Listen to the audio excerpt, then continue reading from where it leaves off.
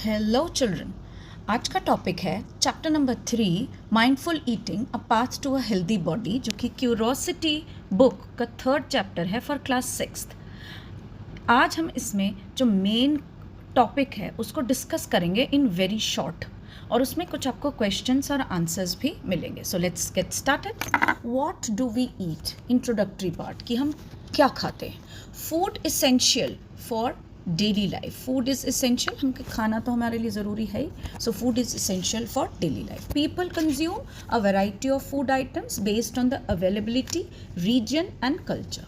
जो चीज़ हमें मिल रही हो वही हम खाते हैं, जहाँ हम रहते हैं वहाँ का हम सामान यूज़ करते हैं खाने के लिए, और साथ ही साथ कि हमारा कल्चर क्या है, हम अपने कल्चर के हिसाब से भी खाना खाते हैं। नेक्स्ट है, आप एक एक्टिविटी कर सकते हैं जिससे आप एक हफ्ते में you can record the food you eat in a week and compare it with your friends to observe the difference. Difference में क्या डिफरेंस आएगा, अवेलेबिलिटी क्या थी, रीजन कहाँ के हैं तुम्हारे फ्रेंड्स, और वो कौन सा कल्चर फॉलो करते हैं। इससे हमें और वेराइटी ऑफ फूड्स मिल जाएंगे।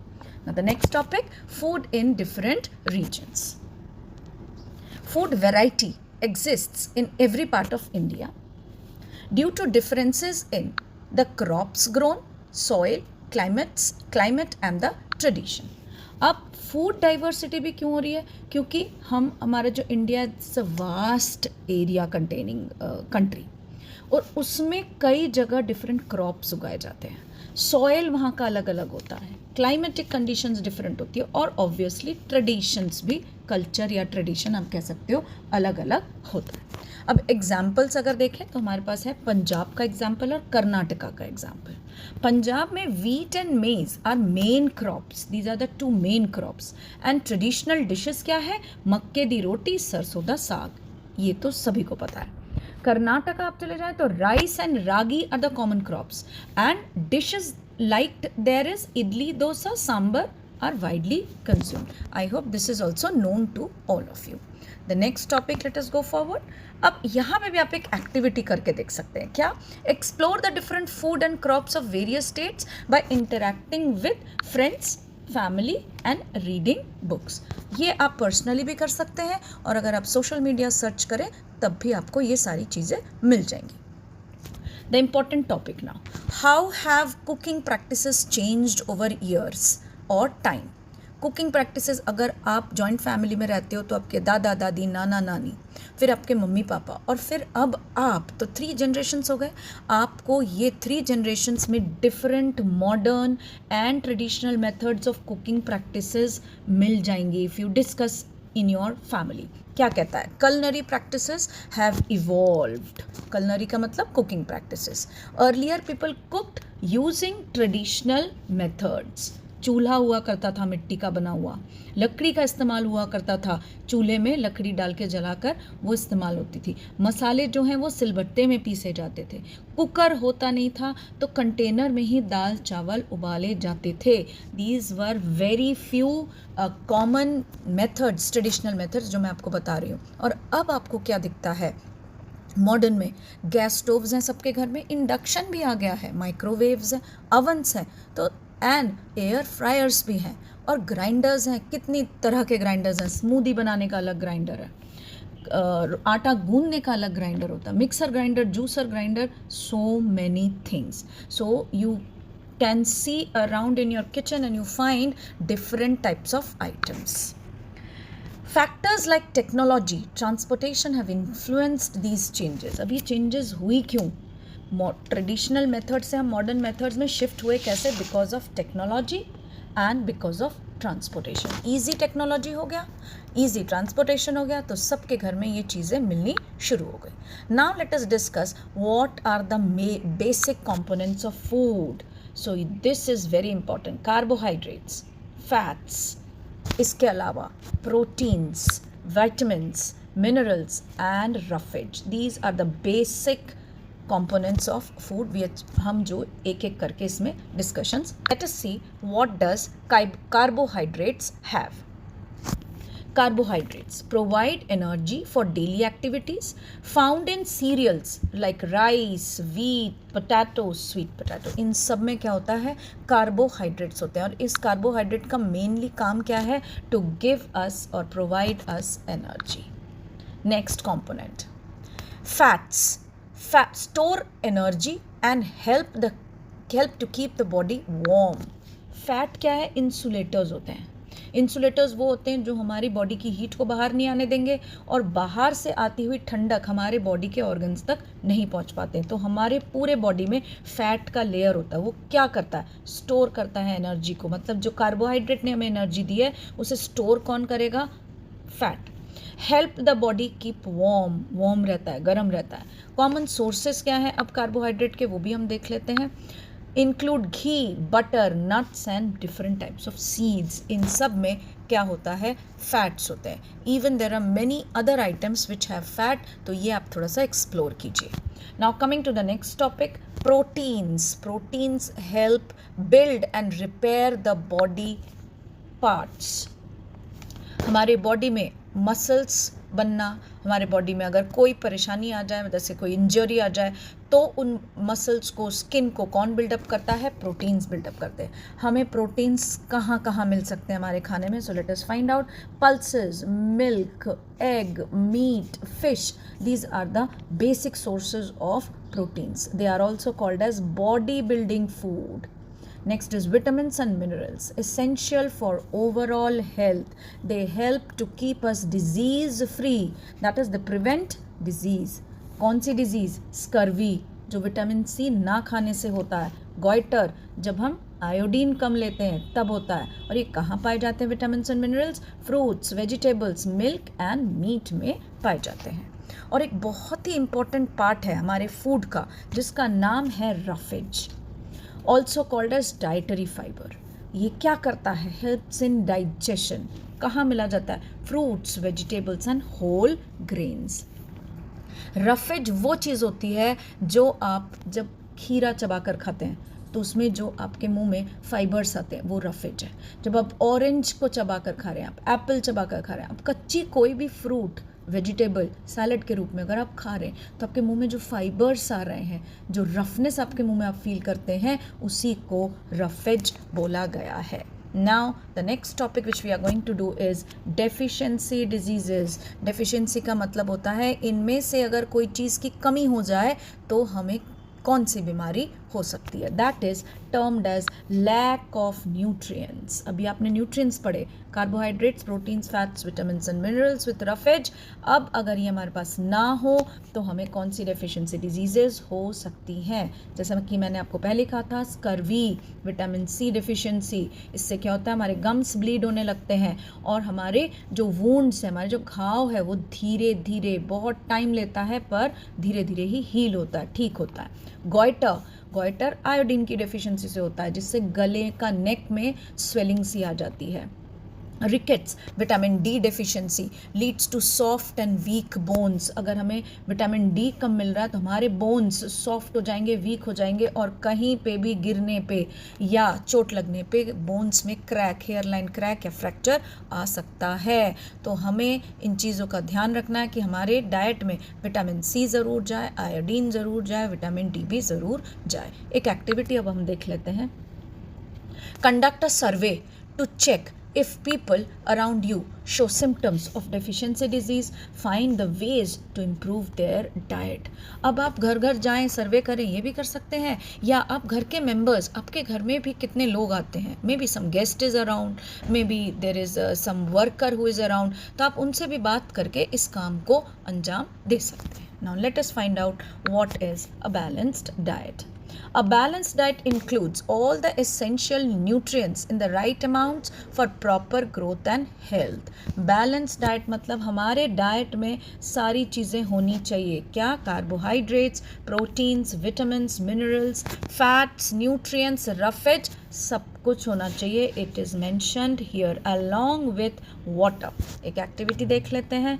Activity 3.8, review your weekly food list to check if it contains all the necessary nutrients for a balanced diet. Identify the nutrients that may be missing. अब आप क्या करेंगे, आप एक वीकली चार्ट बना लीजिए कि मंडे को आपने क्या क्या खाया, सुबह breakfast, lunch, snack and dinner में. Similarly for the 7 days in a week आप कॉलम्स बना सकते हैं. एक आपके पास अगर कोई नोटबुक हो तो इस तरह के कॉलम बना लेंगे और उसमें Monday, Tuesday, like this. I am doing it in rough, आप अच्छे से बनाइएगा ऐसे. और उसके बाद lunch, breakfast, then lunch, then snacks and then dinner. और उसके बाद देखिए आपने क्या क्या खाया इन दिनों इस टाइम पे और उसमें कितना न्यूट्रिएंट्स आपने कंज्यूम किया. This is very important as a chart which you can make and also see accordingly. और जहाँ पे आपको कमी लगे आपको तुरंत उस चीज़ का इनटेक करना चाहिए. Now we are going to do the next topic, that is the test of nutrient. Test of starch कैसे करेंगे. स्टार्च फूड आइटम में प्रेजेंट है, उसके लिए टेस्ट करने के लिए हमें चाहिए आयोडीन का सॉल्यूशन. और ये आपको किसी भी उसमें शॉप में मिल जाएगा, स्टेशनरी शॉप में. जैसे ही आप इस आयोडीन सॉल्यूशन को फूड आइटम में डालेंगे तो वो फूड आइटम, अगर उसमें कार्बोहाइड्रेट है या स्टार्च है, वो ब्लू ब्लैक कलर का हो जाएगा. सिमिलरली दूसरा test for fat. Wrap the food item in a paper and press it. If it is oily, patches form, it contains fat. अगर आपके पास almonds है, बादाम है, तो बादाम को ले लीजिए और एक पेपर में उसको क्रश करिए. आपको दिखेगा कि आपको ऑयल पैचेस नज़र आ रहे हैं because almonds have fat. Test for protein. Add copper sulphate and caustic soda. ये भी केमिकल्स आपको स्टेशनरी शॉप में मिलेंगे to the food item. If it turns violet then it contains protein. So these are some of the tests which are very easy to be performed. You can perform it in your house or wait for your teacher to perform in the school. Now we are going to do with junk food versus healthy food. junk food के बारे में तो बहुत कुछ हमें पता है. पहले जंक फूड में आपके चिप्स, आपके Kurkure, candies, burger, pizza, these all are junk foods and all you find in junk food is fat and sugar. यही मेन चीज़ें हैं जो जंक फूड में नॉर्मली दिखाई देते हैं. क्या? फैट और sugar.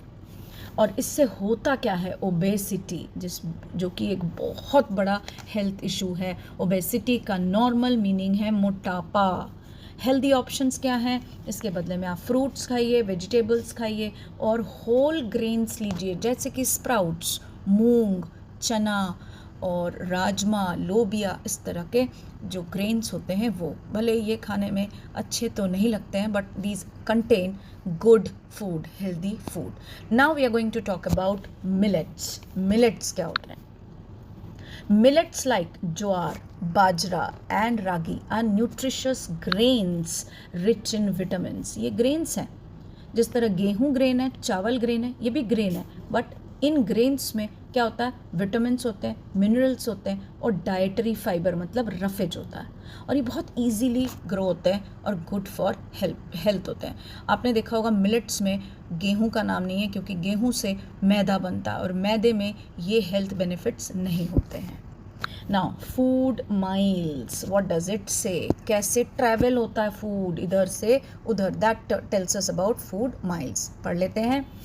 Food miles refer to the distance food travels from the farm to the consumer. जिस खेत में वो ग्रो हो रहा है और वहाँ से हमारे घर तक वो कैसे पहुँच रहा है. The shorter the food miles, the fresher and the healthier the food, and it also reduces pollution caused by transportation. मान लीजिए कोई हम इंडिया में रहते हैं, ठीक है, और ये रहा अमेरिका, फाइन. और इस इंडिया में ही हमारे पास हमारे खेत हैं जो कि यहाँ है और ये अमेरिका है और अमेरिका में ग्रो हो रहे हैं बहुत ही मीठे मीठे एप्पल्स. ये रहे अमेरिका के एप्पल्स. अमेरिका से इंडिया आते हुए 17 आवर्स लगते हैं, 17 आवर्स. और इस छोटे से खेत से हमारे घर तक आने में ज़्यादा से ज़्यादा 1 घंटा, 1 आवर. आप अमेरिका वाले एप्पल को खाओगे या अपने घर के पास लगे हुए एप्पल को खाओगे। This is what they mean, यही आपको समझाया जा रहा है कि अमेरिका से ट्रांसपोर्ट होकर इंडिया में आएगा तो डीजल पेट्रोल सब पोल्यूशन क्रिएट करेंगे वाइल ट्रांसपोर्टेशन। और दूसरी बात, वो फूड की क्वालिटी 17 घंटे तो ट्रैवल होकर आएगा, फिर कोल्ड स्टोरेज में रखा रहेगा, और उससे पहले अमेरिका में जहाँ वो फूड तोड़ा गया होगा, वो फ्रूट तोड़ा गया होगा, उसे भी तो कहीं स्टोर किया होगा। तो आप समझ लीजिए अमेरिका से आया हुआ फ्रूट आप 1 मंथ के बाद शायद आपके घर तक आएगा। तो इतने दिनों में तो वो फूड की क्वालिटी ख़राब हो चुकी होती है। This tells us about the food miles, shorter the food mile healthier will be the food. I hope you have understood. Activity, compare nutritional informations of 2 items, potato wafers and roasted chana to understand the benefits of healthier option. आपके लिए healthy कौन सा है इसको जानने के लिए आपको पढ़ना चाहिए कि पोटैटो वेफर और रोस्टेड चना में क्या न्यूट्रिशनल वैल्यू है। ये चीज़ें आपके घर में मिल जाएंगी। रोस्टेड चना का भी पैकेट मिल जाएगा और पोटैटो वेफर मतलब चिप्स के भी पैकेट, उसके पीछे लेबल्स लिखी होती हैं। प्लीज़ उसे पढ़िए और समझने की कोशिश कीजिए। आप लोग, you are the future citizens of this country, you should be aware of what are you eating. Water and dietary fibres, water का कंजम्पशन क्यों ज़रूरी है? Water is essential for the body to absorb the nutrients. ये सारे जो nutrients के बारे में हम बात कर रहे हैं उसको एब्जॉर्ब कौन करेगा? एब्जॉर्ब का मतलब उसे एक जगह से दूसरी जगह पहुंचाएगा, खींचना कौन करेगा? वो वाटर करेगा। और फिर जो वेस्ट्स बन रहा है उसे रिमूव कौन करेगा? वाटर करेगा। That is the reason why we should drink sufficient water daily. Normally बच्चे क्या सोचते हैं कि पानी तो हमें तभी पीना चाहिए जब हमें मिर्च लग जाए, है ना? ऐसा नहीं है। पानी जब मिर्च लगता है तब हम मिर्च को दूर करने के लिए पीते हैं, बट जब वो पानी हमारे बॉडी के अंदर चला जाता है तब वो ये काम ज़रूर करता है, absorption of nutrients and removal of waste. I hope you have understood. Dietary fibres का क्या काम है? Help in digestion and making the passage of the food through the intestine smoother. जल्दी फास्ट मूवमेंट के लिए ये डाइटरी फाइबर्स बहुत ही important होते हैं। नेक्स्ट, फोर्टिफाइड फूड क्या होता है? Some food items are fortified. क्या होता है? इस वर्ड फोर्टिफाइड का मीनिंग देख लेते हैं। With extra nutrients to improve their quality. For example, iodised salt and baby foods are fortified to provide essential vitamins and minerals. कोई चीज़ ऐड करना, एक्स्ट्रा ऐड करना, उसका मतलब होता है fortified। जैसे सॉल्ट में आयोडीन ऐड हो रहा है तो that is fortified। Okay, baby food में क्या ऐड करा जा रहा है? विटामिन्स एंड मिनरल्स, तो वो क्या हो गया? फोर्टिफाइड फूड हो गया। FSSAI, food safety and standards authority of India, very important, you should know this and you should find this label. इस लेबल को ढूंढा करें जब भी अब आप कोई भी पैकेट चीज़ कंज्यूम कर रहे हैं। ensures that packaged food in India meet quality safety standards। अगर ये आपको स्टैम्प किसी पैकेट में मिलता है मतलब वो फूड प्रोडक्ट ऑलरेडी टेस्टेड है और सेफ है आपके कंजम्पशन के लिए। Avoid food wastage. फूड क्यों नहीं हमें वेस्ट करना चाहिए? Many people waste food by leaving it on their plates. To reduce waste, take only as much as you can eat, remembering the efforts of farmers, others put in to bring food from the farm to the plate. एक food को अगर हम खा रहे हैं तो हमें ये सोचना चाहिए वो कहाँ से आ रहा है, कितना दूर ट्रैवल करके आ रहा है, और उसके बाद उस फूड को हम तक पहुँचाने में हमें न्यूट्रिएंट्स प्रोवाइड करे वो फूड, उसमें कितने लोगों का हाथ है। और अगर हम उसी फूड को वेस्ट कर देते हैं तो कितना गलत है। फूड उतना ही लेना चाहिए, खाना उतना ही प्लेट में लें जितना आपको लगता है आप खा सकते हैं। दोबारा चाहिए दोबारा ले लीजिए, no problem. Now the key concepts which you must remember in this chapter, वो है balanced diet includes all nutrients and right quantities. Carbohydrates and fats provide energy, तो ये एनर्जी गिविंग फूड है। Protein help in building help in body growth and repair. So bodybuilding food है. Vitamins and minerals, disease free food है, protect from diseases. Millets, nutritious and easy to grow and healthy food choice. So these things which we are learning are very important. Avoid junk food. It lacks essential nutrients and causes health problems. Water and dietary fibers important for digestion and overall health. Food miles, aim to reduce them by eating locally grown foods. America के food का wait ना करें, fruits का wait ना करें, packed food ना खाएं, fresh grown. I will suggest try to have your own kitchen garden. Eat fresh, live life happily. Thank you.